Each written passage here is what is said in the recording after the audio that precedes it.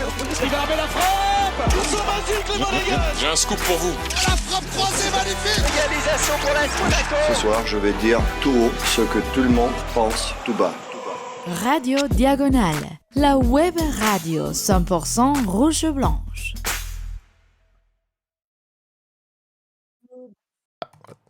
La transition n'a peut-être pas bien marché. Bon. Bonsoir tout le monde, bienvenue à tous sur ce club Mounegou pour évoquer le changement d'entraîneur de l'AS Monaco. Sébastien Pocognoli a été licencié, Philippe Luis ou Philippe pour ceux qui... Voilà, pour ceux, on est inclusif ici, donc on vous laisse le choix. Philippe Luis qui devrait être bientôt annoncé. On va évidemment parler de ces changements avec Alessandro, avec Quentin et avec Patrice, donc toute la fine équipe est là. Bonsoir tout le monde. Salut tout le monde. Salut.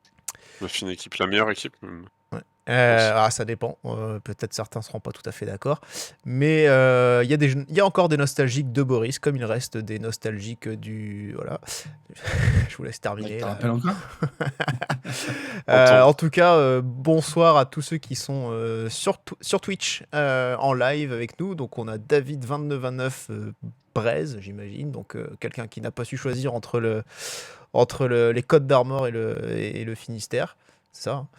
On a F4 Decma 16 évidemment, on a également Salocin, on a aussi Paladin 62, donc bienvenue à tous, et Issur bien sûr 30, donc bienvenue à tous, merci d'être là, merci d'être toujours plus nombreux sur le live Twitch le lundi soir.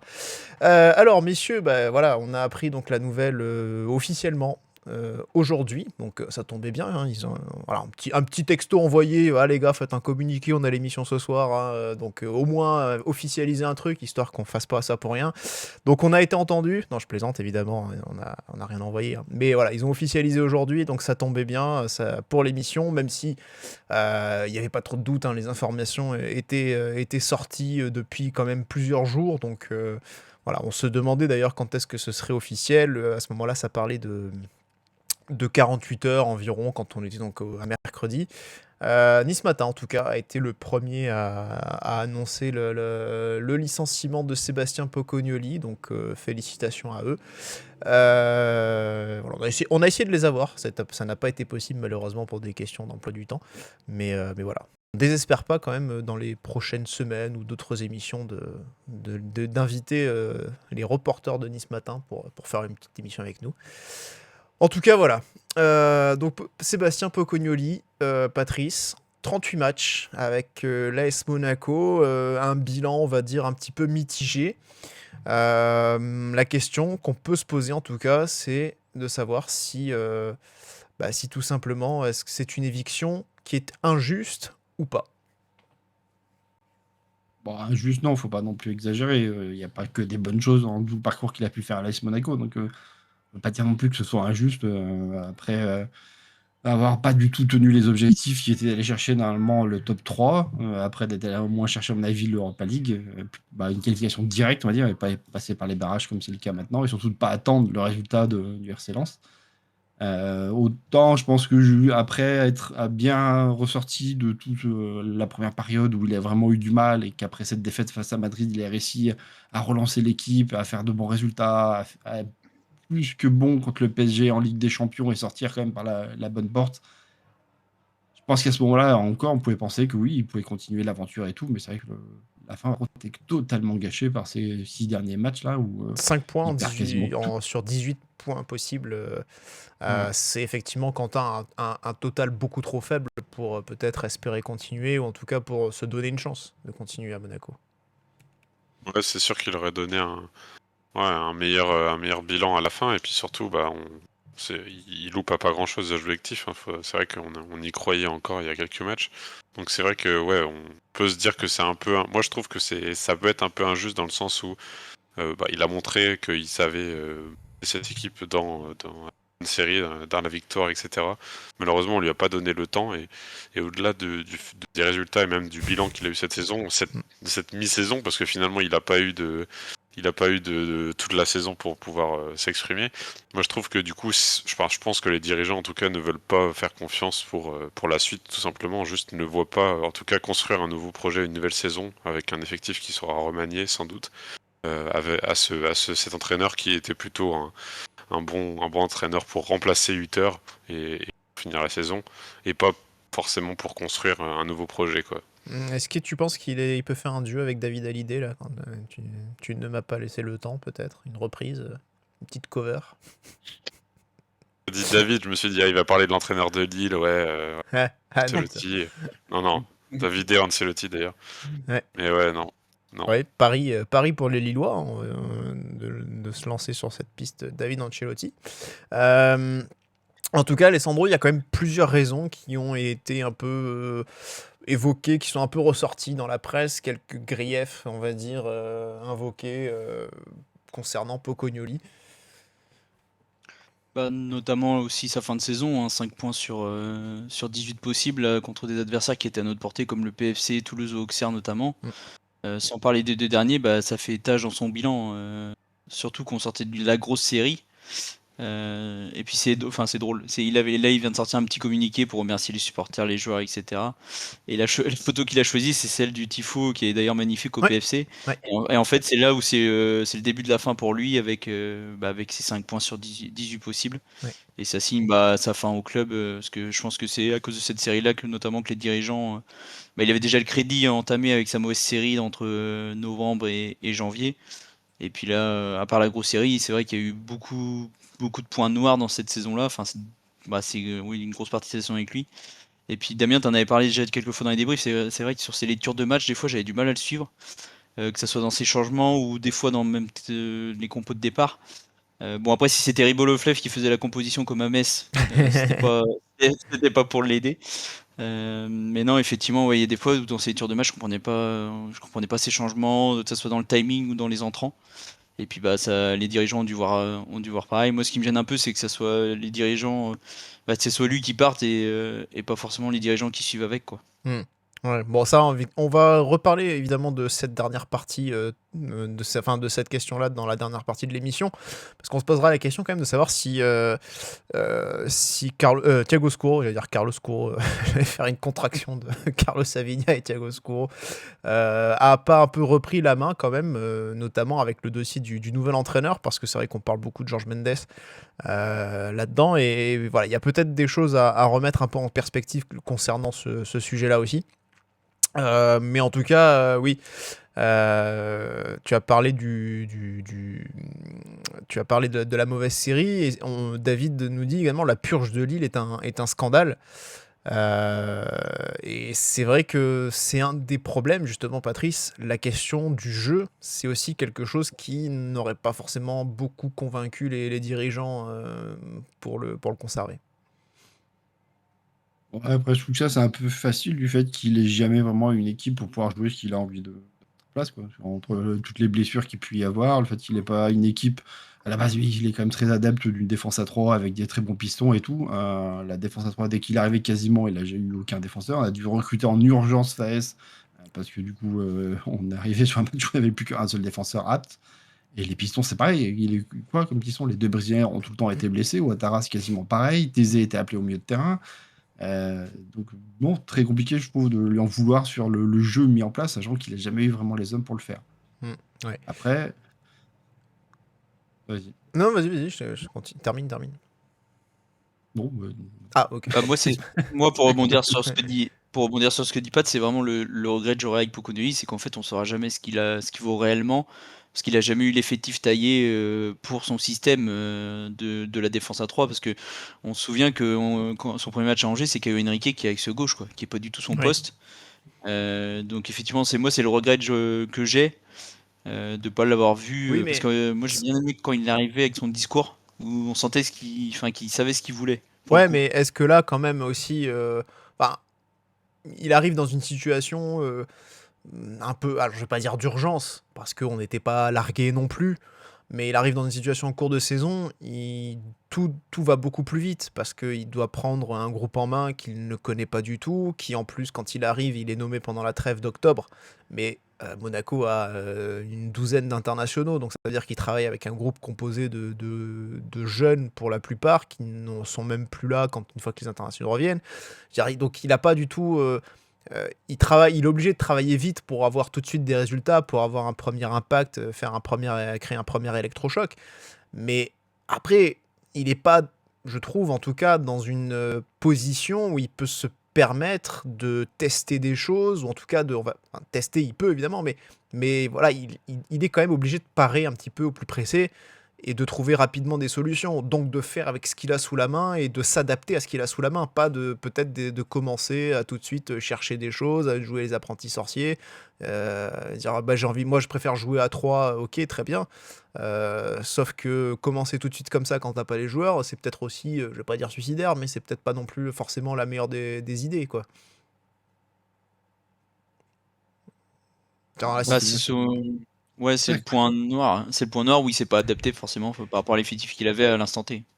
Oui. Ses résultats sont intéressants au début. Hein. Pas vraiment au début que ça plante. Bah, il fait ce match nul à Angers, encore. Bon, c'est son Ouais. premier match, comme tu dis, il connaît pas l'équipe. Derrière, il va chercher un très bon 0-0 contre Tottenham. Où là, c'est pas vraiment de sa faute si on ne gagne pas. Hein. C'est plus vraiment toutes les occasions qu'on a pu gâcher. Et derrière, je vois, il enchaîne quoi 2 bons résultats contre Toulouse et contre Nantes. Ouais, C'est alors un après peu le match, l'effet de Avant l'électrochoc. le match contre le PFC, qui est aussi un match qui est charnière pour après le le match moment où on contre commence à Toulouse, dégringoler. on marque au bout de 3 minutes et derrière c'est une purge aussi, tu Ouais. vois. Mais D'accord. non mais je veux dire oui, mais voilà, je veux dire, tu vois, c'est vrai qu'on peut effectivement dire, c'est vrai il avait peut-être, il est peut-être plus à l'aise dans ce système à 3 derrière avec 2 pistons et peut-être que effectivement n'ayant pas principalement les 2 pistons, les Brésiliens en l'occurrence à ce moment-là de la saison, peut-être que c'est mieux de faire d'autres choix aussi, plutôt que de tenter le diable avec un système qui certes il maîtrise peut-être mieux, mais qui en même temps il n'est peut-être pas en mesure de mettre en place non plus dans de bonnes conditions. Et puis en plus, enfin moi, je reviens sur ce que je disais tout à l'heure, c'est qu'à mon avis, ils l'ont pris vraiment pour le vrai électrochoc, le résultat tout de suite, le Ouais. win now, et voilà, faut qu'on reprenne des points, faut qu'on remette l'équipe à l'endroit, faut que voilà. Et en fait, avec une idée différente aussi du Turc, parce qu'à la base, c'est quand même ça qu'on veut, parce que si c'est pour remettre les mêmes à chaque fois et puis on se rendre compte que rien ne fonctionne, et en plus, bon, il va pas être gâté par les blessés, etc. Mais au final, bon, bah ça remet un peu l'équipe, je pense, à l'endroit, mais c'est pas assez pour je sais pas, on n'a pas la qualité, en tout cas, on n'arrive pas à mettre l'électrochoc Ouais. suffisant pour repartir dans une bonne dynamique. Oui, je pense, Ensuite, s'il y a la canne, je pense que c'est les surtout blessures, enfin, ça, il y a quoi. plein de trucs qui font ça. Je pense que c'est surtout ça en fait qui pose problème, c'est qu'il n'y a pas cet électrochoc en fait. Voilà, tout simplement. Les Tu fais pas un résultats, électrochoc, là, qui a un- enfin, en tout cas, on n'a pas senti tout de suite, Pat, même si tu dis que c'est pas si mal au début, on n'a pas senti tout de suite que l'équipe d'un seul coup s'était transfigurée avec lui. Non, mais après, tu fais pas un électrochoc avec un coach qui a quoi, 2 saisons dans les pattes, quoi. Ah, ça après tu peux le Je faire veux dire, avec. il te faut au moins soit un grand coach quoi, qui impose un peu du respect aux joueurs, ou soit une grosse gueule qui va un peu leur rentrer dedans, quoi. C'est peut-être pas trop profite pour Ouais, lui, quoi. après je pense qu'il Ah, avait. l'électrochoc, c'est plus de dire il y a quelqu'un d'autre qui arrive avec des nouvelles méthodes et tout, donc les joueurs se remettent un peu. Ça redistribue les cartes sur les titulaires et tout, on peut changer de tactique et tout. Donc, non, après, pour moi, ce qui le plombe vraiment, après, c'est tout de suite les grosses blessures. Parce que là, c'est à ce moment-là, je crois qu'on a les blessures de Zakaria et Camara en même temps, là, où Ouais. c'est un peu le cœur de ton équipe à ce moment-là, quoi. Donc, il a fait une Henry, en fait. Hein. Il arrive au club, il y avait déjà quelques blessures. Quand il arrive au club, c'est une avalanche de blessures qui Ouais. s'enchaînent juste derrière, et c'est vite compliqué pour lui de construire quelque chose, quoi. Et Est-ce qu'on même. n'avait pas, Vas-y. je disais, est-ce qu'on n'avait pas l'idée dès le début de se dire, bon, bah, on prend un mec, c'est pour, il avait 2 ans de contrat, hein, c'est ça, enfin, c'est une saison après, Oui, c'est ça? c'est 1 an et demi, ouais. Voilà, donc c'est pour rassurer le mec, pour conforter sa position, etc. Juste pour pas dire qu'il s'en va à la fin. Mais peut-être que l'idée aussi des dirigeants, c'était bon, on le prend pour cette saison et on reconstruit l'année prochaine et on repart de zéro, quoi. Donc dès le début, peut-être de se dire que bon, potentiellement, si c'est bien, tant mieux, on le prolonge, tout ça. Et au pire, bah, c'est pas grave, on s'en sépare si ça n'a pas convenu aux objectifs. Et finalement, son bilan est assez neutre. Enfin, et puis, bah, c'est logique en fait qu'on s'en sépare parce que bon. Le- On pourrait se poser la question si 8 heures on l'avait gardé, est-ce que ce serait pareil? Franchement, je j'en sais rien. Je pense que ça aurait été pas très différent, mais bon. Ouais, le bilan, Faut voir. justement, c'est 38 matchs, c'est 19 victoires. Donc, il y a quand même 50% de victoires. C'est 16 défaites. Et c'est 9 matchs nuls. Donc, voilà. C'est quand même pas terrible, quoi, comme score, au final. Bah, pas de- là, Combien, là? Moi, j'ai 38. Ouais, mais t'as dit combien de victoires et de défaites? 16 et 19 victoires et 16 Victoire. défaites, c'est ça?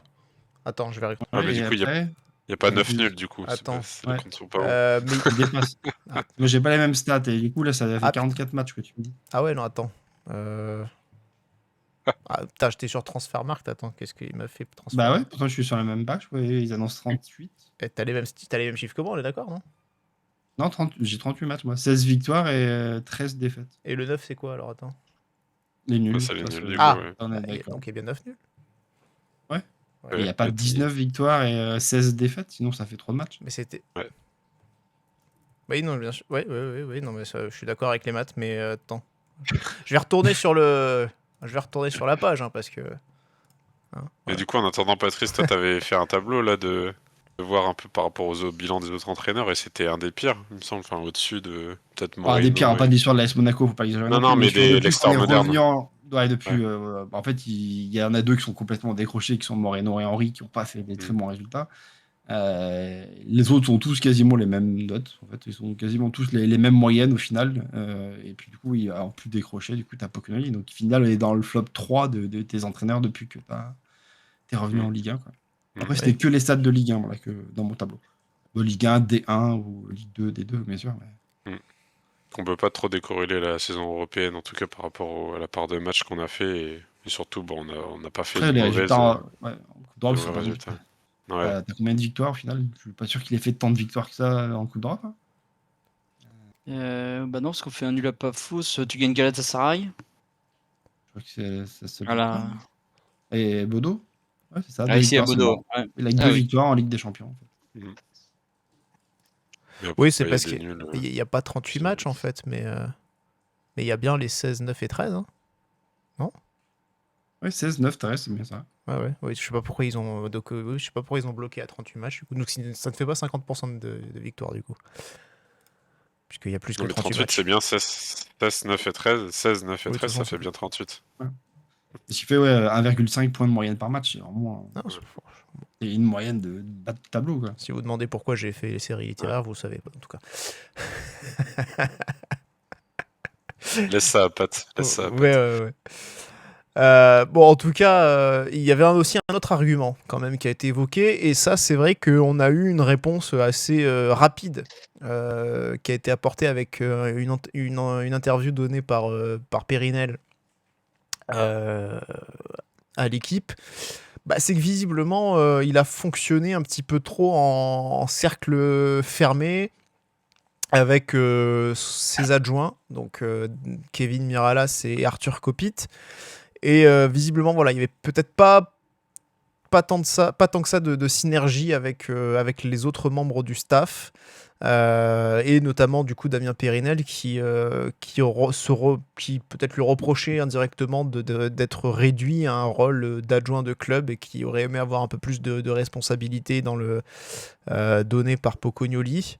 Voilà, ça c'est quelque chose aussi qui lui a été un petit peu reproché visiblement par la direction et qui a été aussi un argument pour l'évincer.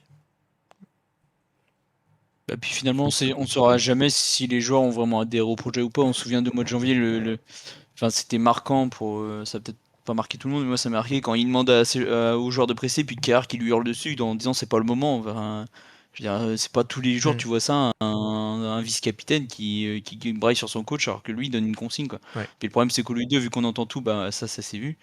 Après ça avait l'air d'être mieux, mais je chantais pas non plus un groupe à fond derrière le coach Après, Pocognoli, pour le coup. Après, on pourrait dire, quand on voit les célébrations après Marseille, quand il est suspendu, qu'il attend tout le monde aussi Oui, c'est vrai. en bas des marches, juste avant l'entrée du vestiaire, ça donne aussi une autre image.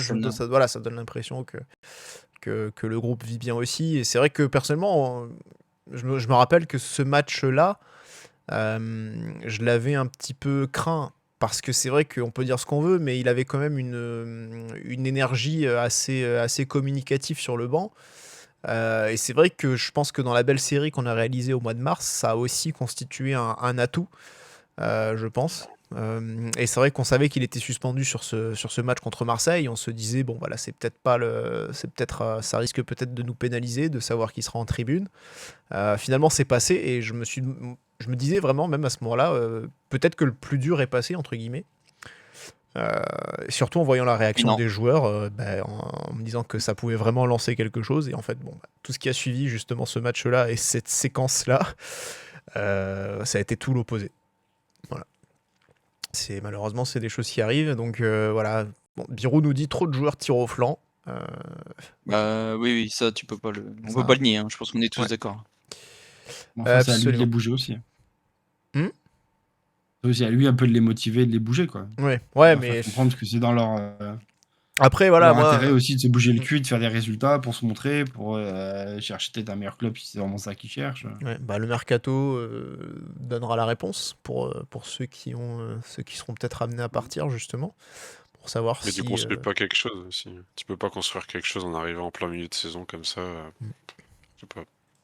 Oui, c'est là où je pense que beaucoup de gens, en tout cas, avaient envie de voir ce qu'il aurait été possible de faire avec lui si on lui avait laissé le temps de préparer vraiment la saison, de faire une bonne prépa physique, parce que ça, clairement, c'est un aspect qui a été aussi qui a été un peu saccagé par Adi Hutter, hein, on va pas se le cacher. De faire aussi, de pouvoir peut-être un peu plus définir les contours de son effectif. Et alors, c'est aussi quelque chose qu'on a lu, justement, Alessandro, c'est peut-être aussi le fait qu'il y a peut-être quelques divergences qui sont apparues avec les dirigeants, notamment sur des choix peut-être de profil de joueurs qui auraient aussi pu jouer. Ouais, c'est ce on a parlé du cas Pogba, effectivement, qui aurait été un choix imposé d'Red Bull of Left. C'était selon Nice Matin, si j'ai pas de bêtises, qui a fait un article dessus. Donc effectivement, quand tu es à la lutte pour les places européennes et ton président te dit mets ce joueur-là, alors tout le monde le voit qu'il n'est pas en état de jouer, qu'il peut pas enchaîner et que tu es obligé de le mettre, effectivement, quand tu es Pocognoni, tu t'écrases et tu mets Pogba. Et au final, ça a failli nous coûter des points. On s'en sort bien avec le but d'Ansu Fati à 93e. Mais c'est vrai qu'en fait, à partir du principe où tu as un président qui intervient, qui est dans les compositions d'équipe, alors c'est peut-être la seule fois, mais en fait, c'est déjà la fois de trop, même par rapport à la légitimité du coach, par rapport au groupe. En fait, quel message t'envoie quand tu sais que c'est un choix imposé, que c'est pas ses choix à lui. Ça fait un peu penser au Kita au FC Nantes, hein, dans une moindre mesure, mais... Ouais, je sais pas après si les Kita ont déjà fait décider des compositions d'équipe.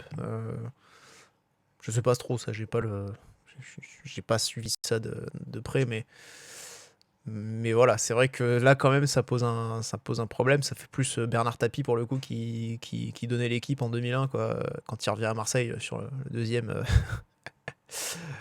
sur le deuxième passage à Marseille. Donc voilà, c'est vrai que c'était quand même l'entraîneur qui était presque faire valoir. Alors je pense pas que Pocognoli on était là, mais voilà, non, je pense que peut-être Ribolovlev, une petite convocation dans le bureau, le flegme bien tout russe et bien froid, bien glacial, pour lui dire ce serait bien qu'il joue quand même, hein, ça serait bien de l'aligner, tu vois, petit passif-agressif, on pourra demander des conseils à Rome sur le bon ton à adopter.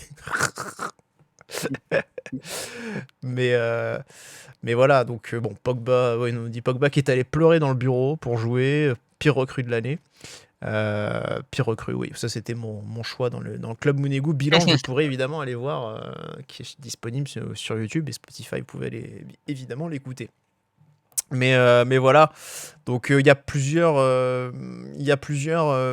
motifs en tout cas qui ont poussé à cette décision. Messieurs, vous, votre avis personnel, qu'est-ce que vous en pensez? Est-ce que vous êtes déçus? Est-ce que vous êtes triste? Est-ce que vous êtes satisfait? Est-ce que voilà, c'est quoi votre avis sur ce licenciement de Pocognoli? Quentin, si tu veux commencer. Merci. J'attends que tu donnes un nom à chaque fois, sinon on va se regarder dans le blanc des yeux à chaque fois. Non, moi j'aime bien la stabilité. Moi, je suis assez choqué à chaque fois de voir à quel point on peut changer d'entraîneur facilement. Je me souviens encore très bien de où j'étais, quand ils ont licencié. C'était Kovac, je crois. Kovac, ouais. C'était un peu bizarre. Enfin, c'était un peu sorti de nulle part, quoi. Ouais, Je me ouais. souviens que On se sentait, mais après oui, bonne victoire, oui, c'était un peu plus et, surprenant. et du coup, ouais, j'étais dans un bar là, j'ai reçu un notif. Marrant Et parce je que me souviens que. je Ouais. crois qu'hier ou avant-hier, pardon, mais j'ai entendu exactement la même phrase et on se souvient tous de ce qu'on faisait ou où on était quand on a appris la mort de Michael Jackson. Et toi, tu me sors ça sur les entraîneurs de l'AS Monaco, je m'attendais pas, vraiment. Parce que je me suis dit, ouais, je me rappelle exactement que j'étais dans la bagnole en train de remonter du bahut quand j'ai appris ça, la mort de Michael Jackson. Mais alors, par contre, ce que je faisais quand Kovac était saqué, j'en ai pas la moindre Ça, par idée. contre, Michael Jackson, je m'en souviens pas. Moi J'étais non pas plus. si vieux, si jeune que ça, mais enfin, franchement, je m'en souviens même plus. Bref, parenthèse fermée, Ouais. voilà, juste pour dire, à chaque fois, je vois pas mal d'entraîneurs venir et aller et venir dans ce club depuis quelques années maintenant, et je me dis que finalement, enfin, ça nous fait un peu ni chaud ni froid, on s'attache plus trop aux entraîneurs, même si c'est quand même des personnages centraux dans le club et qui permettent a priori de donner une identité à cette équipe, que ce soit dans le jeu, mais aussi par la parole, par le fait de parler toutes les conférences de presse à chaque match. La voix de l'équipe, finalement, c'est lui, la voix du club aussi, finalement aussi, parce que bon, les autres, là, on a un peu marre, quoi. Oui, Mais voilà, c'est tout ça pour dire que voilà, on perd quand même un entraîneur que moi je trouve qui était qui avait l'air assez sympathique quand même, qui parlait français, qui était relativement jeune par rapport aux précédents qu'on a eu et qui avait l'air de connaître le football. Après, c'est sûr que les résultats donnaient pas trop envie de lui faire confiance une année de plus. Moi, j'aurais signé en fait pour le garder encore. Mais finalement, dans quelles circonstances? Parce qu'effectivement, il lui reste qu'un an. Est-ce qu'il se fait prolonger? Est-ce qu'on lui donne des points pouvoir, la confiance, tout ça? Puis un peu dans le pas dans tout ce dont on parle en ce moment sur la direction, beaucoup de gens fragilisés, etc. C'est un peu, ça sonne un peu comme un renouveau ou en tout cas une last dance du Thiago Scuro et Carlos Savigna aussi, qui essaye vraiment de rebâtir un projet. Alors je sais pas s'ils vont rester au final ces gens-là, mais bon, repartir sur de nouvelles bases, forcément, ça me motive toujours. On se dit toujours que ça va être mieux, etc. Tant oui, mieux. et j'ai envie de dire, Au final, on n'est jamais déçu. si on avait gardé Pocognoli, je pense qu'on aurait quand même tous été un peu emballés à l'idée d'une nouvelle saison, mais parce qu'à chaque fois il y a un renouvellement, même si c'est pas un renouvellement sur le banc, c'est un renouvellement au niveau de l'effectif, une partie est renouvelée, donc Mm. voilà, tu pars sur des nouvelles bases et forcément tu as envie de voir ce que ça va donner, donc tu as forcément cette curiosité et cette excitation de voir ce que ça peut être. En tout cas, il y a C'est F4. ça.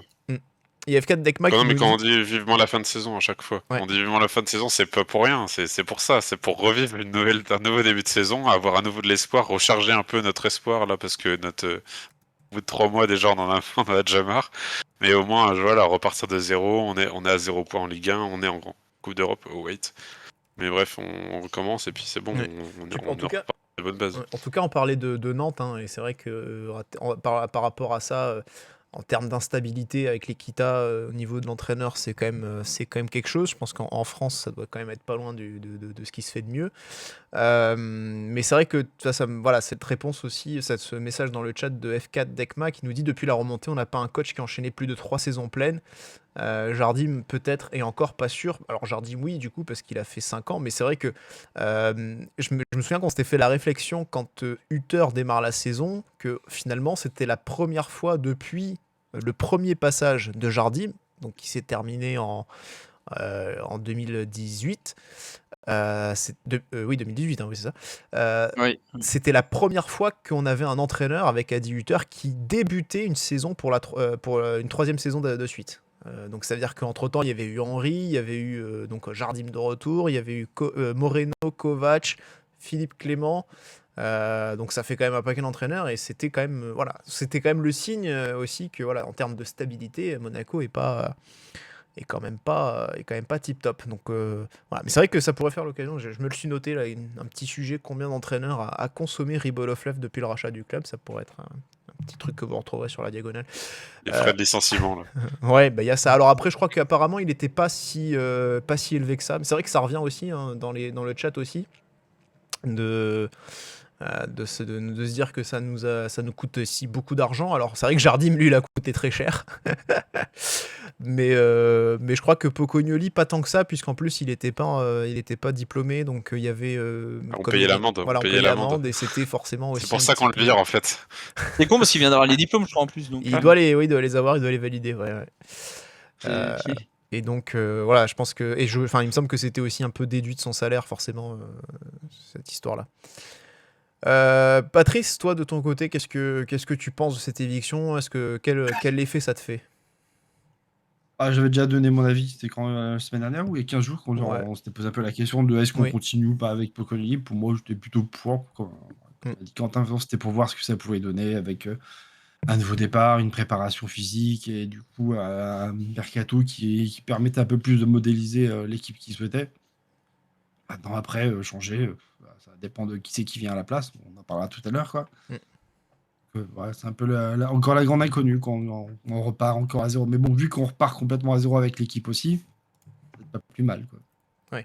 Enfin, après, on verra aussi là, en termes de renouvellement ce qu'on sera capable de renouveler, parce que je pense que l'idée c'est pas non plus d'avoir trop de rotation. C'est pas forcément toujours très bon non plus. De tout bouleverser chaque année. Toi, Alessandro, est-ce que tu avais eu l'occasion peut-être aussi déjà de donner ton avis? Ouais, on en avait parlé lors du débrief contre Lille où avec Kepa Adrien, où effectivement on était plus dans l'idée de le garder, mais on avait aussi dit, enfin moi j'avais dit que s'il était viré le lendemain de Strasbourg, j'allais pas être en deuil non plus. Je me souviens. Donc effectivement, je suis pas en deuil. Mais en fait, en fait, le souci, c'est Enfin, pas je vois quand forcément même le maillot Poconili, noir derrière toi. Ah, Alors, je sais ouais, pas ce si que c'est un j'allais dire, signe. on a eu peur avec le maillot noir. c'est l'éclairage, il est bleu marine, mais Ah, non, en fait, c'est pas forcément Poconili le problème. Enfin, le gros problème, c'est un tout, c'est l'incompétence de la direction, c'est les joueurs. Et au final, finalement, là, ce soir, c'est Poconili qui paye les pots cassés, mais c'est pas le seul responsable, loin de là. ouais, et puis Et j'ai peur que ça fasse pareil avec le nouveau coach. ouais, et je me souviens que j'avais embrayé sur ton avis en disant que tu n'allais pas pleurer, que moi je m'en foutais un peu. Voilà. Oui, C'est c'était ça la transition. voilà que en fait, pour le redire, du coup, c'est vrai que je m'étais pas spécialement attaché à Pocognoli. Ça avait l'air d'être une personne assez sympathique, assez sévère peut-être par moment, mais en tout cas qui donnait une impression d'être assez honnête, assez ouvert quand même quand j'ai eu l'occasion de l'avoir en conférence de presse, qui se cachait pas, qui répondait vraiment aux questions et tout. Et c'est vrai que c'était agréable aussi de travailler aussi comme ça. Mais voilà, je pense que c'est surtout ce qui m'embêtait, c'est qu'aujourd'hui on avait un problème avec Pocognoli, mais qu'on savait que s'il continuait, ça se reproduirait dans 1 an, 6 mois, 1 an, et que si on le remplaçait, ça se produirait avec son remplaçant. Enfin, voilà, comme s'il y a quelque chose qui était presque un peu inévitable au sein du club, et peut-être parce que c'est un problème qui, comme vous le disiez, qui ne vient pas forcément de l'entraîneur, mais qui vient d'au-dessus. Et peut-être qu'il vient d'au-dessus encore de la direction sportive, et là peut-être même du président même, mais c'est vrai que on aura peut-être l'occasion encore une fois de revenir dessus tout à l'heure. Mais voilà, quand effectivement on rappelle Pogba qui est titularisé parce que c'est une demande de Ribot, t'avais pas osé aller dans le complot aussi loin, Alessandro, J'aurais dû, hein. ouais. J'en profite parce qu'effectivement, j'en profite pour saluer Stan, qui est un supporter parisien que j'avais rencontré au Havre la semaine dernière, qui m'avait envoyé un message avant qu'on fasse le débrief, et qui m'avait effectivement, lui était parti dans le complot et il était dans le vrai, donc effectivement, ouais, c'était bien une demande de Ribo Loflef pendant la titularisation de Pogba. Après, ce qu'il y a juste à mettre au crédit de Pocognoni, c'est aussi son adjoint Miralas qui a quand même Ouais. a révélé le vrai Balogun qu'on attendait depuis 2 saisons, même si la saison dernière il a longtemps été blessé. Pour le coup, Balogun, c'est vraiment avec Pocognoni sous Miralas où on voit ce qu'on attendait depuis 2 ans. Puis même ça se voyait dans son expression non verbale avec sa célébration où il faisait 50 mètres pour aller voir Miralas à chaque Ouais. but.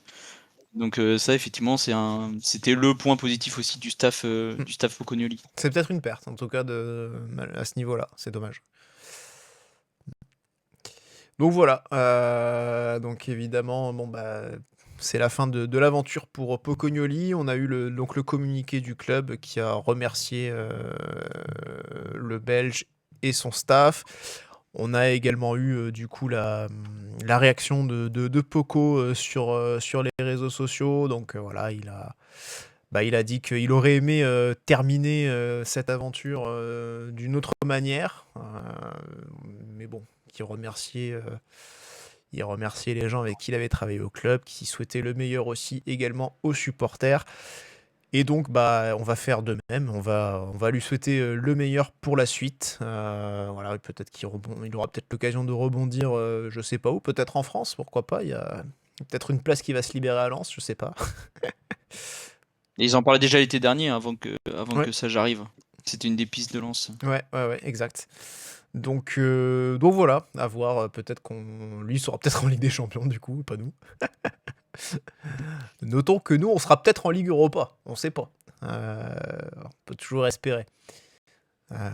D'autant que ce serait quand même un vrai upgrade, hein, mine de rien. Parce que là, on passe d'un barrage pour une hypothétique participation à la Ligue Conférence à une place assurée en Ligue Europa. Ce serait pas mal quand même. Voilà. On passe de rien du tout à ça d'ailleurs. Parce Ouais. que Ouais. à la base, on n'est pas en Coupe d'Europe. En plus. Mais bon, ça paraît quand même peu probable. Hein, chaque fois, tous les Ouais. ans, ils disent que menace de sanctions, machin, Ouais. d'Europe. Et des Même sanctions avant Lyon n'a ça. pas été exclu de la Coupe d'Europe. Donc, Alors en tout cas par contre, je sais que c'est aussi quelque chose qui a beaucoup fait buzzer sur les réseaux. D'ailleurs, je l'ai même repris à un moment donné, mais je l'ai effacé. Parce que j'ai eu d'autres échos comme quoi c'était pas du tout vrai. On a pu lire que qu'il avait été viré par téléphone, Pocognoli, ce qui n'est pas vrai du tout. Voilà. Il était déjà au centre d'entraînement à ce moment-là, avant même de recevoir le soi-disant appel, en tout cas l'heure théorique annoncée. Donc voilà. Donc la preuve qu'il faut toujours être évidemment méfiant sur les informations qu'on peut lire à droite à gauche. Donc non, il n'a pas été viré par téléphone comme un malpropre. on s'en fout un peu en soi. Oui, mais c'est vrai que comme ça fait beaucoup réagir, permet de et le puis en lire. même temps, C'est une manière de faire quand même. on voit aussi Ouais. beaucoup de commentaires derrière quand ça s'emballe, parce que forcément les gens prennent l'information telle qu'elle, brute, et réagissent forcément aussi des fois très frontalement. Donc voilà. Bon, messieurs, voilà, donc le chapitre Pocognoli se termine après seulement quelques mois de loyaux services. Bon, peut-être pas loyaux, je pense quand même que oui, il a tout donné. Et puis on va ouvrir donc une nouvelle ère. Monaco va se mettre à l'heure brésilienne. On attend évidemment encore l'officialisation, j'imagine qu'elle devrait pas tarder, mais en tout cas, ce qui est sûr, c'est que Philippe Luis a déjà signé, donc voilà. L'entraîneur brésilien de 40 ans, Quentin, qui arrive lui aussi, un peu comme Pocognoli, avec une seule expérience de banc de touche, donc qui ressemble à nouveau, là aussi, à un pari. Après lui, un petit peu plus de temps, je pense, que Pocognoli, en tant qu'entraîneur principal en tout cas. Mais oui, ça reste... Alors déjà, lui, il doit avoir ses diplômes aussi, j'imagine. Je suis pas sûr. Non, même pas. J'ai un terrible. doute. J'ai Faudrait pas réussi à qu'on retrouver s'enseigne. l'info, mais j'ai un gros doute. Je me demande si en fait il faut pas qu'il convertisse ses diplômes Je crois que Pocoglou, sud-américains c'était à pareil. l'UFA. Ouais, Ah. je me demande s'il y a pas une histoire comme ça, mais à vérifier. En tout cas, oui, c'était un entraîneur qui était. Enfin, je me souviens qu'on en parlait déjà il y a l'année dernière, l'été dernier, mais alors pas de notre côté, mais des clubs européens qui en parlaient déjà parce que c'est un. Enfin, forcément, c'est quand même un joueur assez connu qui a passé quelques années à l'Atlético notamment où on l'a pas mal vu. Bon, voilà, c'est sûr que quand il y a des joueurs, c'est des anciens joueurs qui passent leur diplôme d'entraîneur et qui vont commencer à coacher des grandes équipes déjà dans leur pays, on peut se dire que il y a une opportunité à créer, à faire ensuite en Europe, mais enfin dans le gratin européen, on va dire. Mais bon, après, là, franchement, je suis pas hypé plus que ça. Moi, quand je vois ça, je me dis que c'est quand même un qui n'a pas prouvé grand-chose. À part qu'effectivement, là, on peut dire, ouais, c'est super, il a tout gagné avec, je sais même plus le nom du club. Flamengo. Flamengo. Voilà, mais enfin, c'est bien, mais bon, qu'est-ce que ça va nous apporter là Oui. pour le coup voilà, je ne sais pas, je suis un peu dubitatif, mais bon, si on est direct sur ce profil-là, s'il n'y a pas eu d'autres plans, parce qu'on est souvent dans ce plan A, plan B, plan C, là, si c'était direct le but, l'idée, et qu'en mai, même là, on est le 1er juin, c'est assez tôt quand même pour la prochaine saison, on veut construire quelque chose, c'est la bonne manière de faire en tout cas, donc wait and see, et puis voilà, moi je n'ai pas plus d'avis que ça, en tout cas je me dis que c'est pas beaucoup différent de ce qu'on avait avant avec Pocognoli, et surtout on a aussi un lusophone, donc c'est plus un francophone, donc ça peut être un peu différent. Je sais pas s'il peut aussi lui de mettre son grain de sel dans le recrutement. Enfin voilà, à voir. En tout cas, bon, déjà, il y a Dekma qui nous dit zéro hype pour le Philippe Luis, même si le palmarès avec Flamengo parle pour lui. Alors, c'est vrai que Quentin, tu dis, ouais, qu'est-ce que ça va nous apporter, mais c'est vrai qu'il y a quand même il y a quand même 5 trophées, quand même. C'est pas si mal, je trouve. Après, ils avaient pas un gros budget, eux. Enfin, j'ai lu quelque part que Oui. c'était le plus gros budget de Sud-Amérique, enfin, d'Amérique du Sud. Bon, après, ça veut pas forcément dire gage de réussite, hein, mais ça aide quand même si t'as les C'est plus de meilleurs 100 joueurs millions, du c'est- continent. Lors d'un mercato, je crois que c'est plus de 100 millions dépensés, quoi. Non, c'est très gros budget. Ouais, bah après. En tout cas, je sais. Et Enfin, cite-moi un entraîneur de sud-américain actuellement en poste là qui a. Enfin, franchement, moi je sais pas en dire un, quoi. Genre, vraiment. Bah, c'est Si ça, on- en fait. T'as deux façons de voir le cas. Effectivement, t'as le cas, si tu veux voir le côté meilleur entraîneur sud-américain, mais moi j'étais pareil que Quentin, enfin, j'étais incapable d'en citer un autre d'un club sud-américain. Alors oui, il a tout gagné. Gallardo. Bah, Gallardo, il est consultant sur il, il est plus ESPN entraîneur. Argentine. il Ouais, était donc plus il est pas retourné à River? bah, ça s'est mal placé. Alors je sais pas s'il Ah. est encore coach à River, mais apparemment le deuxième passage c'est pas très bien passé. Et, en tout cas cet été il est consultant. Alors je sais pas si il est encore consultant entraîneur de River, faudrait vérifier. Mais j'ai un doute. Et après t'as effectivement l'autre côté un peu plus sombre entre guillemets où tu te dis c'est un Poco un Pocobi sud-américain qui a très très peu d'expérience, qui a gagné parce que Poconi avait gagné le championnat belge aussi la saison dernière.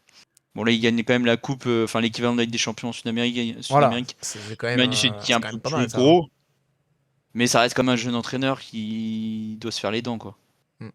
Oui, non, bah ça c'est vrai que voilà, il est encore très jeune, hein, puisqu'il a finalement il a passé quoi 2 années sur un banc de touche, là où Pocognoli c'était un peu plus d'un an.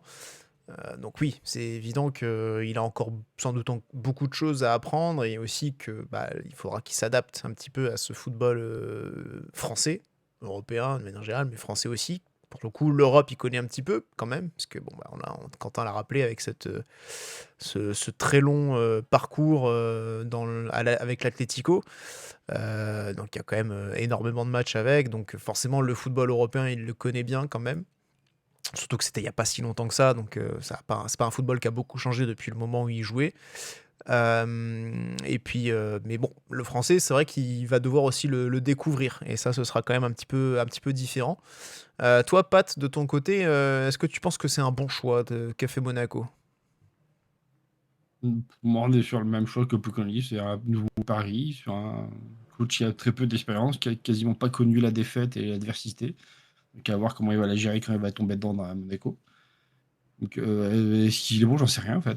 Le problème, c'est là, c'est vraiment c'est un pari, on verra bien dans quelques mois comment ça fonctionne, parce que c'est dur de tirer des conclusions, surtout que lui, il n'a pas entraîné en Europe. C'est complètement différent du coup ce qu'il va rencontrer. Il est dans une équipe qui avait quand même des moyens et des joueurs quand même qui. Il y en avait pas mal, on aurait bien les faire revenir chez nous, les faire venir à Monaco, quoi. Il a joué, il a dirigé 100 matchs avec le Flamengo sur son passage, 100 tout pile, 63 victoires, 21 nuls et 16 défaites. Il a quasiment le même nombre de défaites que Pocognoli avec 3 fois plus de matchs, quoi. Ah bah non, mais les stats, c'est sûr qu'il n'y a rien à dire. Enfin, ça donne envie de le voir. Et la seule info aussi qu'on a, c'est qu'il aime, enfin, il a une préférence pour le 4-2-3-1. Alors que Pocognoli, on savait que c'était plutôt le 3-4-2-1. Ouais. Mais sinon, à part ça, effectivement, on sait pas. Enfin, personne s'est maté des matchs de Flamengo. Alors, il y en a 2-3 qui vont avoir regardé les matchs de la Coupe du Monde des clubs l'été dernier, mais alors même ceux-là, moi, je suis passé à côté. Enfin, ça me Mais j'allais dire que Erwan, tu serais capable de mater un match de Ouais, on Flamengo. comptait un peu sur toi, là, on va pas se mentir. Non, je préfère regarder. Honnêtement, les matchs RTE, je préfère regarder un Le Havre Saint-Etienne qu'un Flamengo PSG en finale de Coupe du Monde des clubs. Ouais, je suis d'accord. Je suis un Les peu clubs comme toi. étrangers, ça m'intéresse pas du tout, mais. Mais toi, Damien, t'as des infos sur le salaire, les années de contrat, ce genre de choses, peut-être Non, ça bah pourrait alors, nous éclairer. non, je t'avoue que j'ai pas du tout d'infos. Après, je pense qu'on. Parce qu'il y a des infos contradictoires, quoi. Ouais, c'est ça. Un contrat de 2 ans sur les et années de un contrat. contrat de 5. C'est ça. Ça parlait sur RMC annoncé 2030, tandis que l'équipe, et donc c'était Romano aussi qui avait annoncé la première info, je crois. C'est Romano a bien parlé de 2028 hein, aussi, non? Ou il y Oui. en a pas. Ouais. Romano Fabrizio, hein, pas Romano Skyrock, pour ceux qui. Oui. D'accord. Ok. Oui, il parle de 2028, ouais. Ok, bon, bah, vu que c'est Skuro qui a dû lui balancer l'info, a priori, je pense qu'on on peut plutôt se baser Je là-dessus. vais vérifier, mais Les 2 ans, ça reste un pari, hein, comme Pat dit. Ouais. Hein, quand tu mets 2 ans à un coach, tu le testes 1 an en fait, et puis après tu vois quoi. Enfin, moi je vois ça vraiment comme ça. Et après, bon, je sais pas s'il est mieux payé que Pocognoli. Enfin, s'il sort d'un club qui visiblement a des moyens, je sais pas si ce En sera tout le cas, ouais, en tout cas sur sa page, truc. Transfermarkt, il est dit qu'il a une licence A d'entraîneur de CONMEBOL, donc ça c'est le nom de ouais. l'association foot américain, enfin de Sud-Amérique, d'Amérique du Sud, pardon, de l'association, voilà, globalement. Je sais pas du tout en termes d'équivalence pour le coup si si ça marche, s'il y a des passerelles. Ils avaient signé un accord, l'UEFA et la Ouais. CONMEBOL, là, mais pour la reconnaissance justement des diplômes, mais je sais pas si ça Apparemment, ouais, concerne en le plus haut. 2022, visiblement, ouais. Donc ouais, ça remonte, ça fait déjà 4 ans. Donc faudrait regarder ce qu'ils disent. Mais effectivement, c'est quand même c'est quand même le comble de reprendre encore un mec qui a pas les diplômes, quoi. Enfin, tu te dis, Ouais. il y a pas assez de mecs diplômés sur le marché Ouais. intéressant pour nous. Moi, je pensais qu'on irait plus par exemple sur un Thiago Motta qui s'est craché à la Juve mais qui était intéressant à Bologne. Et pour le coup, alors je suis pas méga emballé, je veux m'en avoir, hein, Philippe Luis. Mais par contre, je préfère faire Philippe Luis que David De Ancelotti pour le coup. Je trouve ça plus emballant d'aller chercher un mec qui a fait 100 matchs à Flamengo, qui a gagné 5 trophées, que l'autre qui a été adjoint de son papa depuis X Le années, fils de. qui s'occupait de la prépa physique. Enfin, et Et alors qui, je sais pas si c'est une, et qui devrait être à la si Coupe c'est du un Monde fake. Bah, encore au moment de la reprise. bah voilà, c'est ça. Je sais pas si Australie. c'était fake ou pas. Ça que le gars ferait la prépa, enfin la reprise en ligne s'il était encore à la Ouais. Coupe du Monde avec le En Brésil. Enfin, télétravail, là. Un et ça coach c'est en bizarre. télétravail. Ça c'est bizarre que c'est pas nous qui ayons ça parce que c'est le genre d'histoire qu'on pourrait avoir chez nous, mais non pour le coup, ouais. Ça arrive aux autres. Ouais. Non, mais c'est vrai que voilà, il y a cet aspect-là. On verra si on doit aussi payer des amendes pour lui. Mais bon. En tout cas, apparemment, ça s'est fait très vite au niveau de la signature. Donc, selon l'équipe, il avait signé son contrat à distance en fin de semaine dernière. Je crois entre jeudi et vendredi, il me semble. Parce que bon, bah là, il est en vacances. De toute façon, il est pas en principauté parce que bah, personne n'y est en même temps. Enfin, voilà, tous les joueurs sont en vacances, etc. Donc, et la reprise n'est prévue que le 6 juillet. Donc, ce qui laisse quand même pas mal de temps pour revenir. Donc, voilà. Mais en tout cas, c'est ficelé. Et donc, je pense que, à mon avis, je vais peut-être pas m'avancer, mais je pense que demain, ça devrait être officialisé parce que ce qui freinait surtout cette officialisation d'arrivée, c'était aussi bah, le fait que celle du départ de Poconui n'avait pas encore été faite. Maintenant que c'est fait, bon, voilà, je pense que ça va rapidement s'accélérer, quoi. Oui, puis pour le coup, c'est pas comme un joueur, t'as pas besoin de faire une vidéo de présentation, etc. Tu fais juste sa photo sur un Canva, enfin un Photoshop, et puis un communiqué avec quelques lignes, et c'est parti, quoi. Ouais. Bah, pas de drone du coup. Non. Donc voilà, apparemment, donc Monaco aurait réussi à damer le pion au Bayer Leverkusen et à Beşiktaş, selon ce qu'on a pu découvrir dans la presse. Donc, voilà. Et donc, alors là, l'autre chose, c'est que bah, visiblement, alors ça parle effectivement de Mendes qui place ses billes dans le chat, on dit même si Mendes nous fait une équipe, ça me va. Selon en tout cas les informations qu'on a pu lire, c'est que bah, le nom aurait été proposé par l'agent, le très influent agent portugais. Mais ce qui est intéressant de constater quand même, c'est aussi de lire que dans le tweet de Fabrizio Romano, c'est qu'on apprend que c'est Thiago Skuro qui a quand même fait le deal, quoi, au final. Ça a quand même été bien contredit par d'autres médias derrière en disant qu'il y était pas qu'il avait aidé après pour faire le deal, mais c'est pas du tout lui qui a amené l'idée ou quoi que ce soit, quoi. Après, il a juste essayé de faciliter, il a fait son boulot en fait, tout simplement, quoi. C'est pas non plus Ribot qui allait se déplacer pour voir Philippe Luis et voir si ça pouvait matcher, quoi. Et puis tu l'as dit, c'est lui qui parle en direct avec Romano, donc. Donc après, on sait que Ouais, Romano, c'est- il fait payer ses tweets, alors Je peux aller dire à Romano que c'est moi qui, qui ai fait dire Philippe Louis. ouais. Il lui a lâché un bifton, quoi, tu vois. Il y a quand même beaucoup d'infos qui circulent en ce moment comme quoi on recherche un DS. Donc, Alors, selon, du coup, ça nous amène sur le prochain sujet, si vous voulez, même si c'est vrai que j'aurais peut-être bien voulu parler un peu plus de Philippe Louis. C'est vrai qu'il y a aussi quand même des trucs intéressants sur le mélange tactique qu'on a pu lire. C'était un papier qui était paru dans l'équipe, justement, voilà, où il disait quand même qu'ils étaient peut-être attendus comme l'un des meilleurs entraîneurs du monde à venir, en tout cas, il espérait, et que c'était quelqu'un qui est, en tout cas pour le Brésil, pour une figure managériale du Brésil, voilà, il y avait beaucoup d'espérance qui était placée en lui. Donc voilà. Mais bon, on peut effectivement déjà tout de suite passer sur la troisième partie, à savoir est-ce que Skuro finalement a pas repris la main, parce que alors il y a eu des infos de Foot Mercato sur Monaco qui cherchait un autre entraîneur. Moi on m'a expliqué que visiblement c'était bidon et que au contraire le tweet qu'on a vu de Romano avec cette annonce que Skuro avait fait le deal, avait conclu l'opération, c'était aussi, ça montrait aussi qu'il avait gardé la main au club et que justement ça lui permettait finalement de pas être menacé, de plus l'être vraiment. Après, comme je sais plus qui dit ça tout à l'heure, mais c'est peut-être aussi la dernière cartouche qu'aura peut-être Skuro à ce niveau-là. C'est possible aussi. Bah, je sais pas combien de cartouches il a, mais il en a quand même bien, bien utilisé depuis quelques mois quand tu y repenses. Le Depuis barreau depuis d'honneur, 1 an, quoi. Ah ouais, c'est parce qu'effectivement, quand Poconci est arrivé, on avait appris que c'était pas forcément le choix non plus de Skuro, qu'il avait été un peu écarté. Après, on a appris que c'était Carlos Avinia qui prenait un peu plus de poids dans le sportif, notamment en nommant le nouveau responsable de la cellule de performance. Et puis là, t'as l'impression que Skuro, il ressort un peu du bois de nulle part. Et est-ce que c'est juste parce qu'il est brésilien et du coup tout le monde fait le lien brésilien-brésilien? Ce qui est possible. Mais oui, effectivement, je pense qu'il va rester pour tout le mercato. Est-ce que ça aurait du sens de le virer maintenant et de retrouver un nouveau directeur sportif, Surtout sachant qu'il que ça travaille, fait... enfin voilà, il y a quand C'est même beaucoup de boulot qui est fait depuis le début du mercato, le dossier Nazinho, le dossier de Tourbé, c'est ça, Ansu Fati on est ça en va train être d'enquiller les levé, recrues. Sadibou Sané ça devrait aussi bientôt arriver.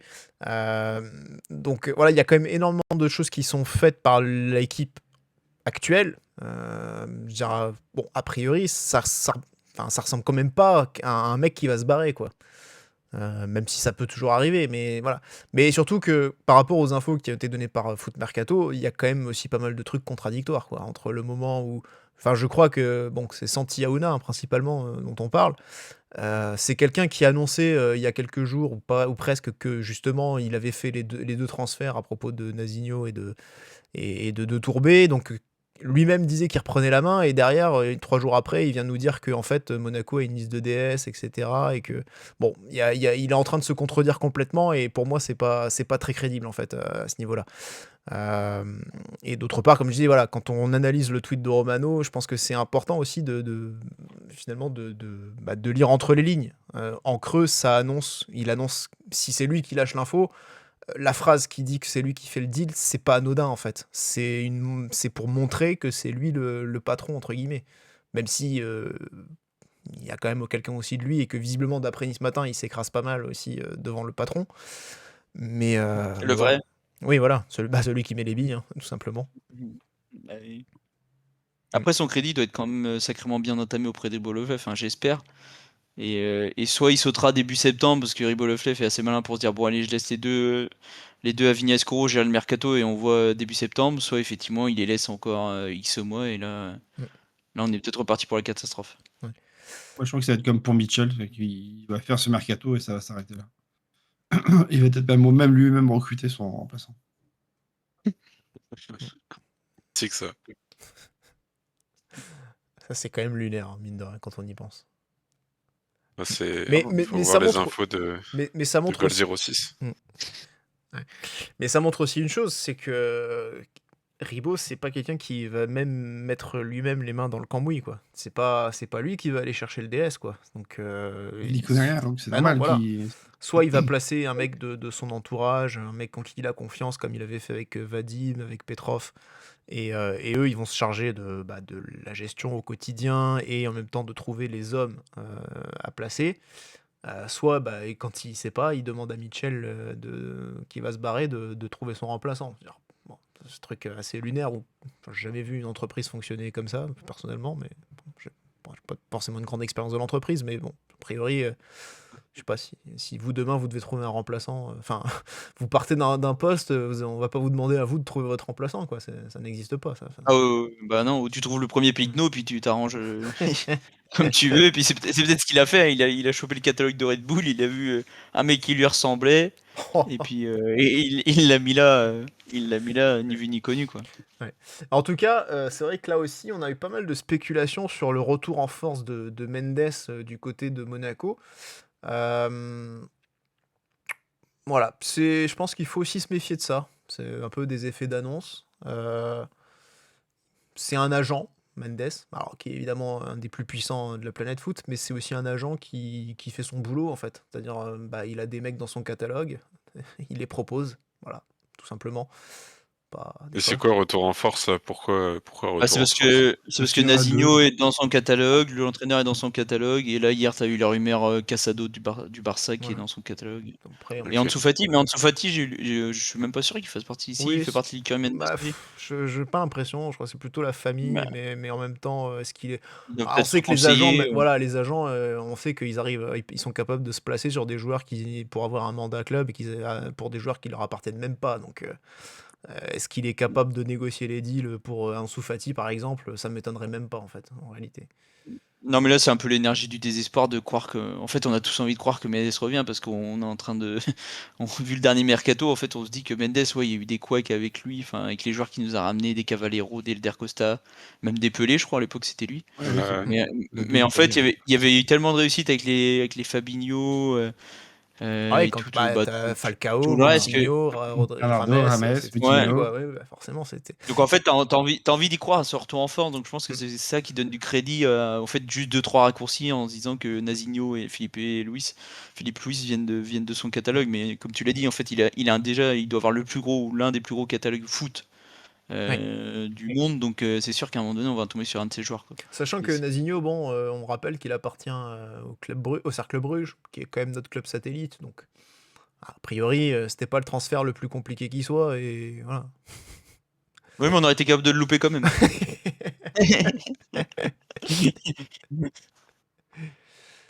Mais non, mais tu vois, il y a aussi, on parlait de Falcao, etc. Et c'est vrai qu'on se rappelle à cette époque, je crois que Ribot et Vadim étaient invités au mariage de George Mendes, il me semble. Oui, c'est possible. Bah, ils Je étaient crois dans les que... Football Leaks, Ouais, Mendes et Ribolovlev avaient été un peu ouais. Mais... en Ils geek. sont dans les Epstein Files aussi, c'est ça? Oh, De faire...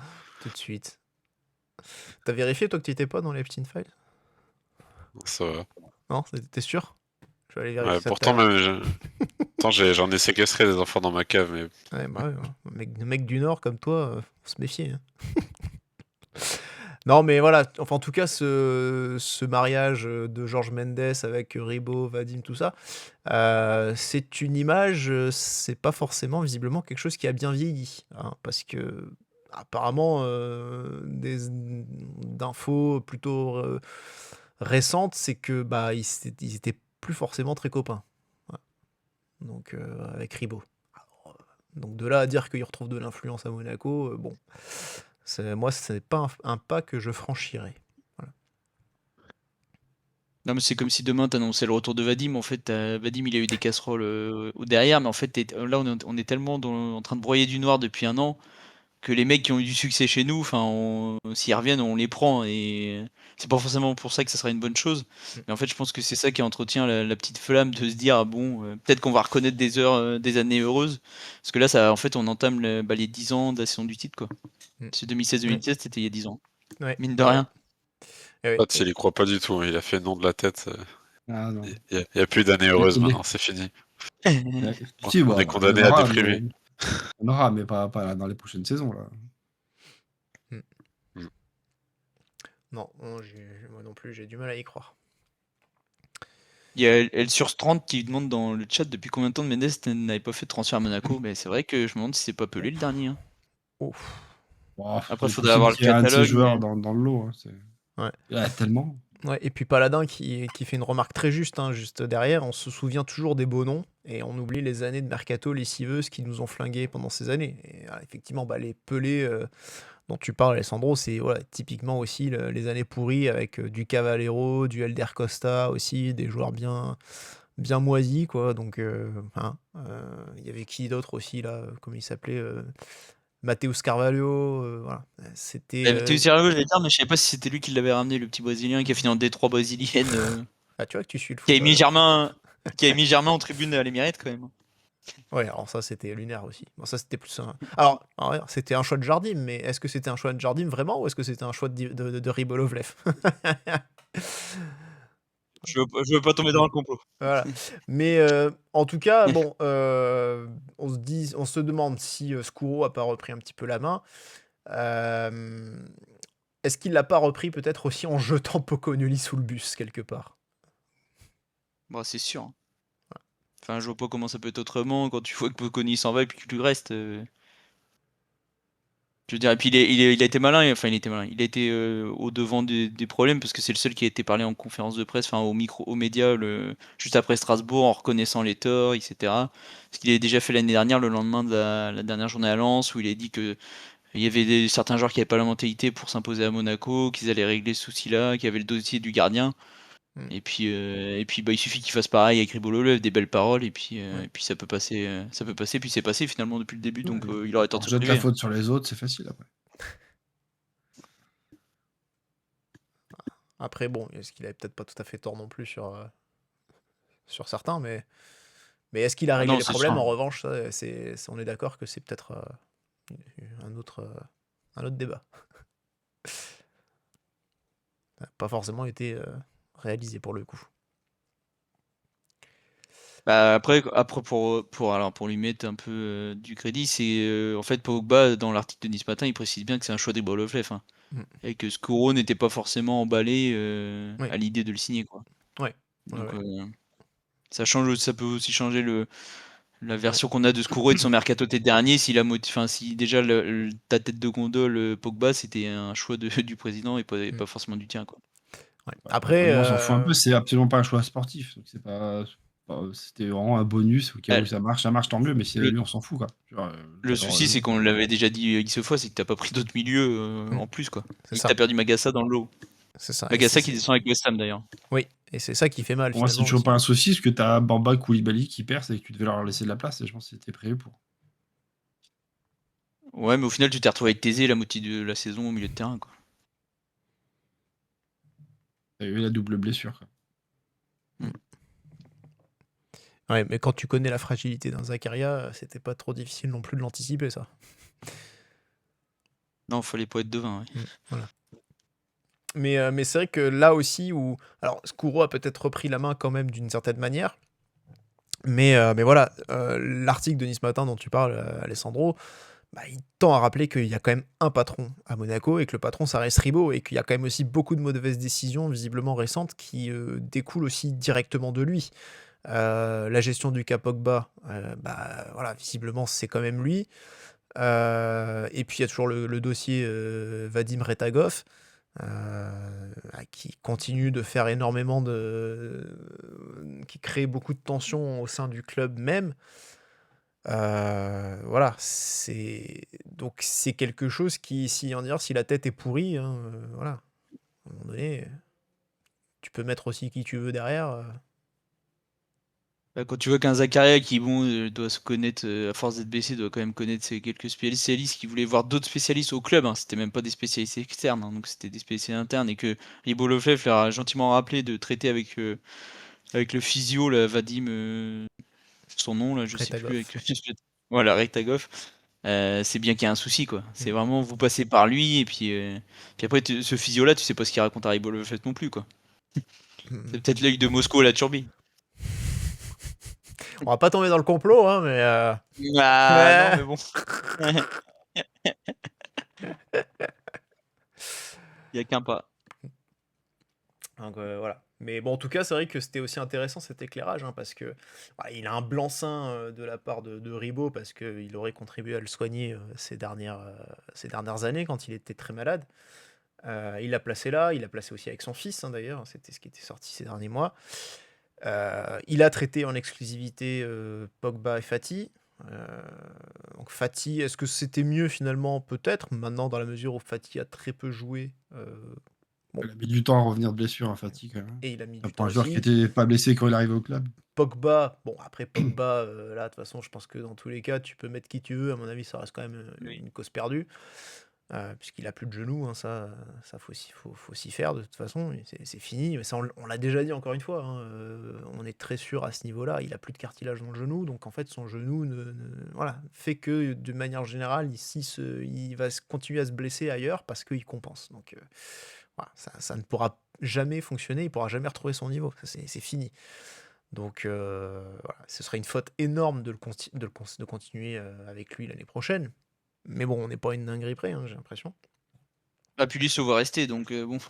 Oui. Ah bah Le coup de sa publication Insta la saison prochaine, alors que Faut le pas club cracher avait dans pas la l'air soupe, d'être au hein. courant, ça, oui. Effectivement, la dinguerie est pas loin. Après, moi, ce qui m'intéresse, Oui. juste pour revenir au futur entraîneur aussi, c'est de savoir quel entraîneur des gardiens on aura la saison prochaine. Parce que pour le coup, De Boever qui était là depuis Philippe Clément s'en va. Et Philippe Louis, ça arrive avec 2 adjoints, un préparateur physique et un Oui. entraîneur adjoint, je crois, l'équipe Oui, avait dit. absolument, ouais, c'est ça. Il avait déjà signé le contrat avec 2 adjoints et effectivement, je vais en retrouver ça pour vous redonner les noms. Donc le premier, donc c'est un adjoint qui s'appelle Ivan Palanco, donc un espagnol, et il arrive avec un préparateur physique brésilien, Diogo Linharedes. Voilà. Et l'autre précision qui était intéressante, c'est que Monaco donc cherche toujours un entraîneur des gardiens, ça c'est une réalité, évidemment, mais qu'ils ont aussi envie de trouver un autre adjoint pour remplacer Damien Périnel. Après, ils veulent encore mettre des bâtons dans les trous du. Des bâtons dans les trous. C'est pas mal. Bah, ça. Périnel, lui, se voyait bien numéro 1 à l'ASM. Bon, ils ont dû lui faire comprendre que c'était pas possible ou pas maintenant. Non, mais En tout cas, apparemment, mais, il aurait voulu être numéro 1 au Cercle Bruges. Et j'avoue que ça aurait pas, ça aurait pu être une bonne idée. ça aurait pas été déconnant. Je veux Faut voir dire, ce qu'il avait dans le ventre. parce Ouais. qu'honnêtement, quand on voit le Cercle Bruges, là aussi, pareil, il y a depuis quelques années, enfin depuis qu'on l'a racheté, il y a quand même une valse d'entraîneurs. Je crois que celui qui a le tenu le plus longtemps, c'est Miron Muslic, là, qui avait fait une bonne aventure là-bas, qui est resté un peu plus de 2 ans, quelque chose comme ça. Mais derrière, c'est pareil, ça change très régulièrement. Là, bon, là, le problème, c'est qu'ils ont pris quelqu'un en mars dernier seulement.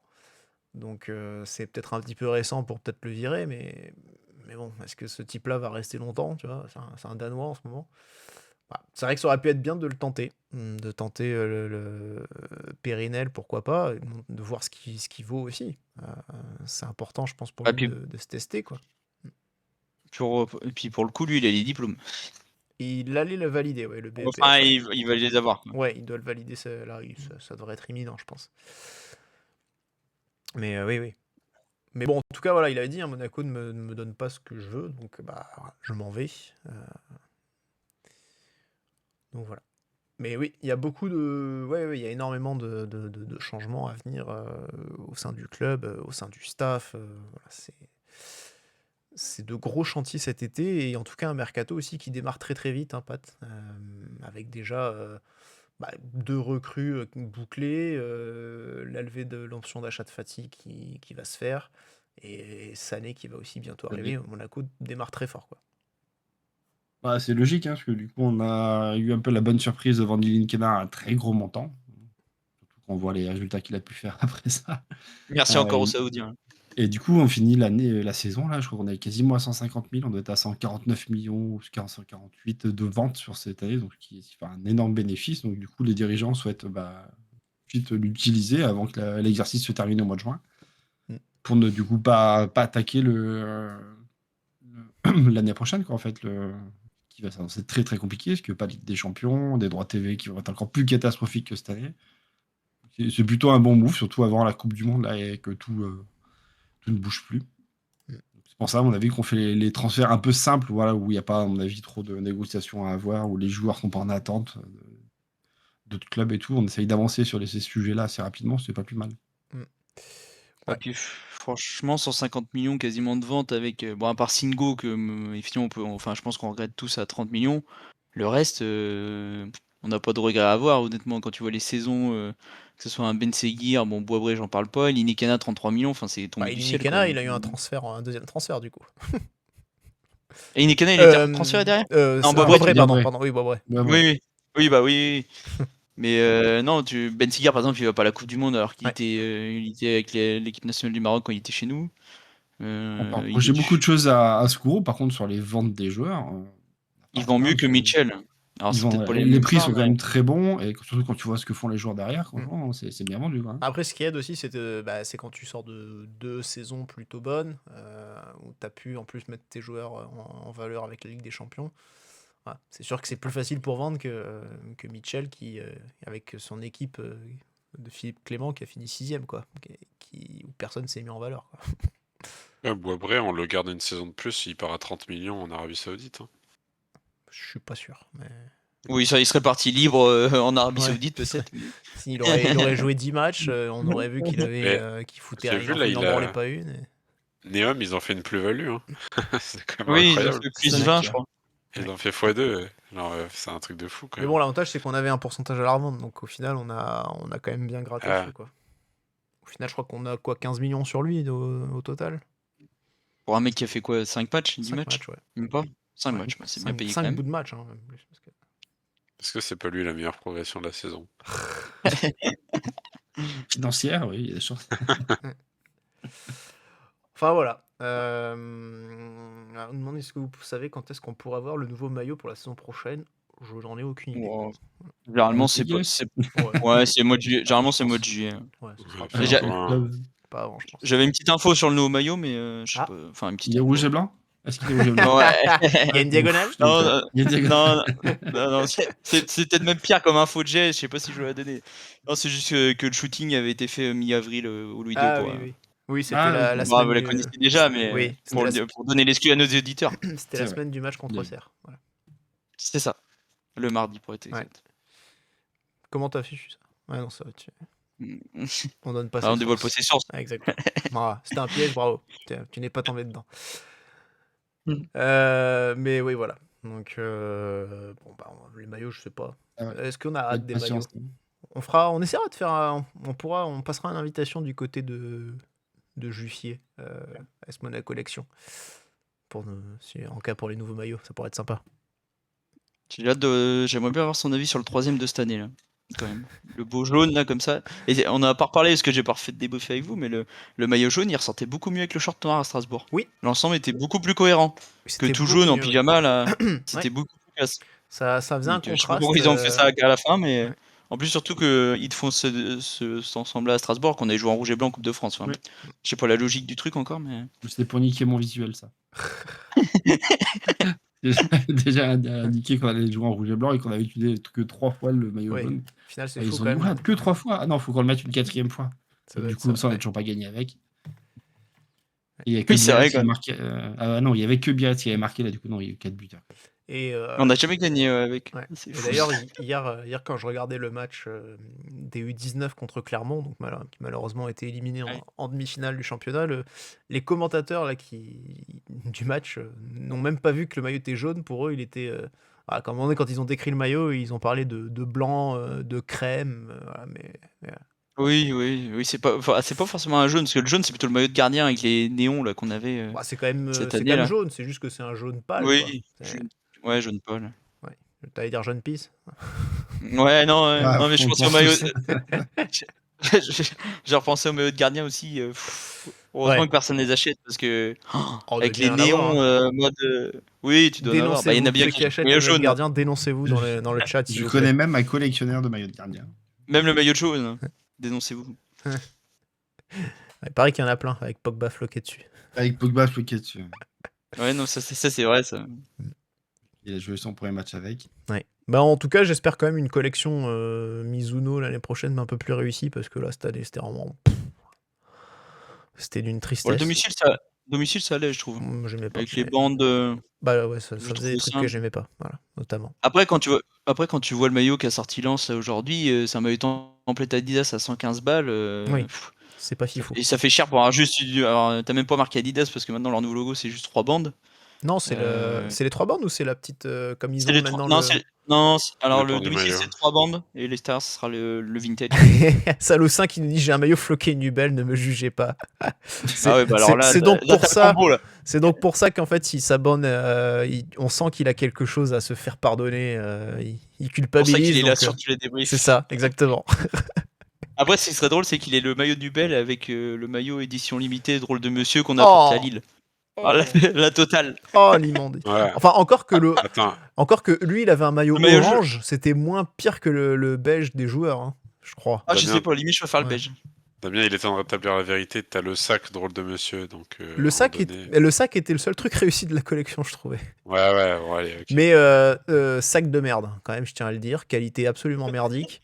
Ouais, au bout de 3 semaines, j'avais déjà les coutures en train de péter. Alors, je dis, voilà, En plus, il devait pas être donné parce que leur édition là. bah, je l'avais c'est acheté. comme la Gucci. Non, mais je l'avais acheté en promo, tu vois. Je l'avais pas acheté plein pot, je suis pas fou.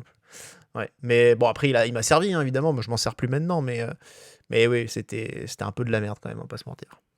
Mais je le trouvais joli, ouais. Bah, parce qu'en soi, c'est les motifs en losange. Ah, c'est ça qui le rend joli. Ouais. Voilà. En fait, le problème de ce maillot-là, c'est que c'était les motifs losange avec sur le bas des Les gros couleurs. losanges avec des couleurs qui juraient affreusement avec le reste, quoi.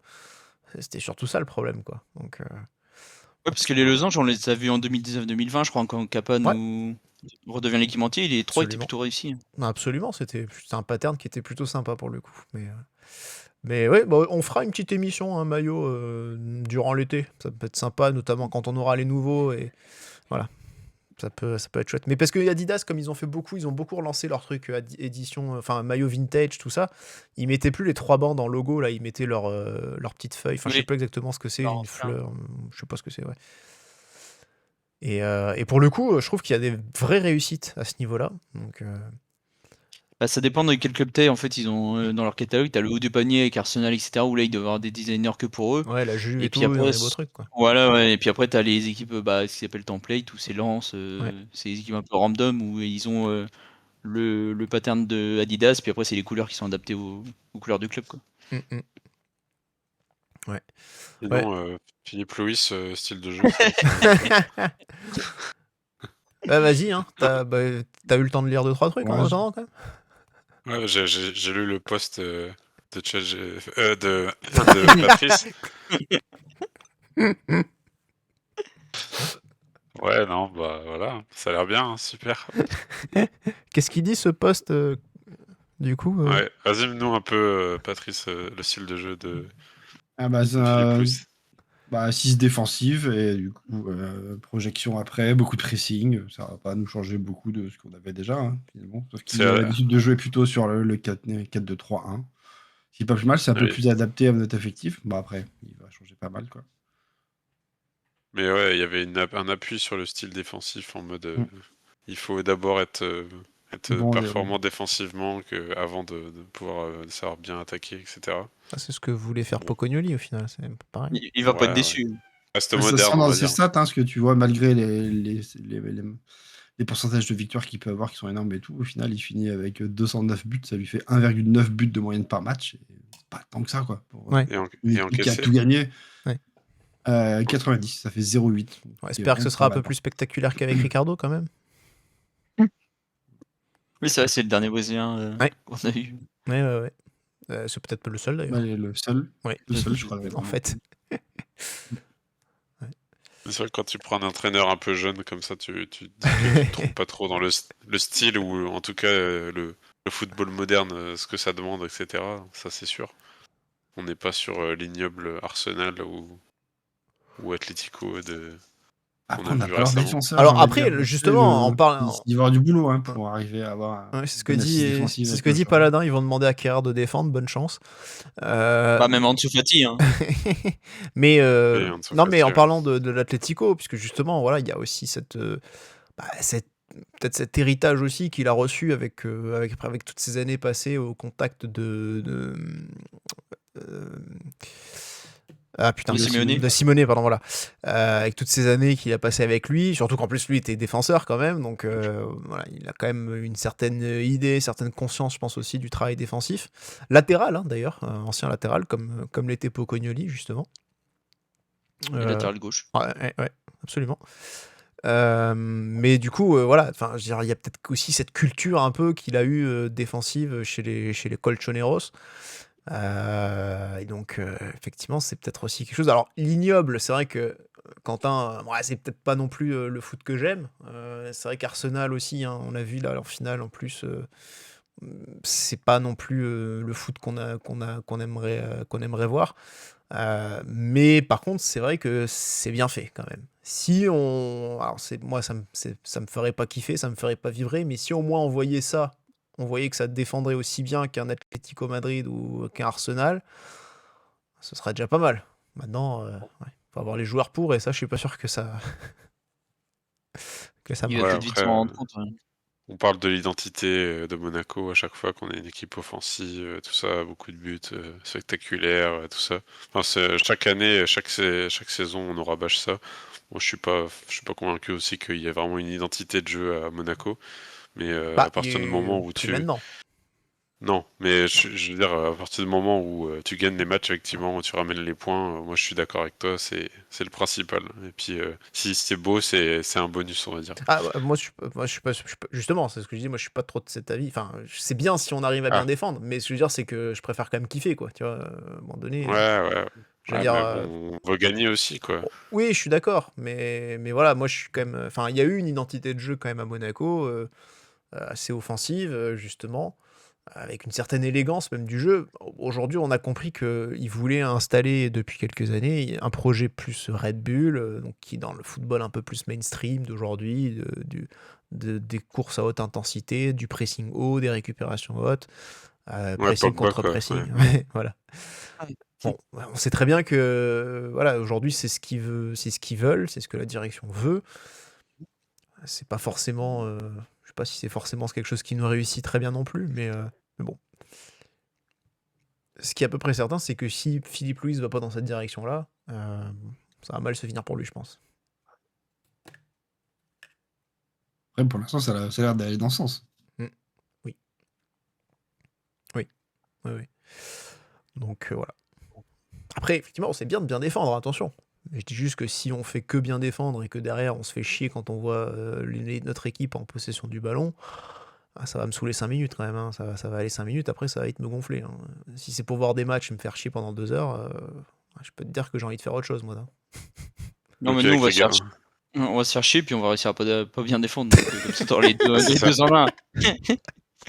Et c'est pour ça, c'est qu'on va subir une occasion par match, mais on va se la prendre à chaque fois systématiquement. C'est Parce ça. que si vous bon, Avec Papy qui est dans les buts, ouais. Il est aussi inspiré qu'hier soir. Ouais, il en a pris 4 hier contre l'Allemagne. Sur le dernier but, il a l'air quand même de pas avoir envie de plonger. Je sais pas ce qui s'est passé. Ah oui, grosse flemme. Ouais. Alors c'est que c'était juste il l'angle. était battu. Il était Ouais. battu. Est-ce que c'était l'angle qui est un peu trompeur ou quoi? Je sais pas, mais ouais, ça, effectivement, il donne l'impression de pas vouloir se blesser avant de partir en vacances. Bon. Est-ce que vous respectez les gardiens qui jouent en t-shirt déjà? J'ai du mal. Oui. Le maillot long, tu veux dire? Ouais. Ah oui. Je sais pas, chaque fois je le vois avec ses coups à l'air, là, je me dis, mais c'est pas possible, même en hiver en plus, tu vois. Je me dis, non, Ouais, mais mettez- c'est un pays, il vient d'un pays nordique, donc il a l'habitude. Ouais. Ouais. Et puis, non, puis moi j'étais habitué à Fabien Barthez, donc il avait les manches courtes. Mais voilà. Et un Crenshaw. Et un Crenshaw. Ça, c'est pas toujours un gage de qualité. Pierre pourra en témoigner. Voilà. Bah, Je chez sais, nous t'avais aussi, au parlé final, de avec lui et Ruffier. Ouais, pour Ouais. Ato un peu moins. Ouais, c'est vrai qu'il y a Porato Ouais, dans bon. le lot. Bon, c'est l'exception qui confirme la règle. Et Thiago Scuro aussi, Al Crenshaw. Voilà. Puis Conclusion. Grenier, on passe tous les chauves de la SM en revue. C'est qui le dernier show de la SM? Et Al-Mousrati, peut-être. Bah oui, ça va être you. Ah, Bon. voilà. Bon, enfin voilà. En tout cas, Raji. Oui. Bon, non, il y a Al-Mousrati qui est passé, mais oui. C'est vrai qu'il y avait Raji aussi. Bon, mais en tout cas, voilà ce qu'on pouvait dire sur ce changement d'entraîneur à venir du côté de l'AS Monaco. En tout cas, le départ officialisé aujourd'hui de Sébastien Pocognoli et l'arrivée de Philippe Louis qui ne devrait pas tarder. On va évidemment continuer de suivre l'actualité de l'ASM durant l'été pour vous proposer quelques émissions. Normalement, alors je pense que là, on devrait avoir très très rapidement l'officialisation de l'arrivée de Philippe Louis. Ça fera pas l'objet d'une nouvelle émission. Donc normalement, la semaine prochaine, on devrait vous proposer le fameux Fantasy Mercato. Du coup, pour vous prévenir, le jour va changer. On ne sait pas encore, ce sera peut-être plutôt... Est-ce que ça pourrait être mercredi? Je ne sais pas. Ce ne sera pas lundi, a priori, puisque je ne serai pas dispo. Et Patrice Ce sera là quand ce sera dispo, quoi, en gros, voilà, vu les dispos des gens. Ouais. Ouais. Ce sera pas le mardi, puisque Patrice non plus n'est pas là. Et comme je sais que tu as déjà bossé dessus, donc forcément tu seras dans l'émission. Donc peut-être le mercredi, on verra. On espère. Bah, à voir si tout le monde est dispo. Ouais. Bah, moi, je m'étais tapé 1h30 en pensant que Pocognoli est resté comme coach, et puis 2 jours après, j'ai posé qu'il se faisait virer, donc impeccable. Ouais. Tout à refaire. Donc, voilà. Ah, pas loin, j'avais pas réfléchi sur un 4-2-3. Hein. Après, le truc, c'est que on va faire un Fantasy Mercato, alors que la moitié du Mercato et des arrivées sont déjà bouclées. Tu vois. Bah, c'est ça, ils ont des gens- aussi les joueurs qui ont été pris. Ils ont des gens qui la moitié des recrues. Bon, on verra bien en tout cas ce que ça donnera.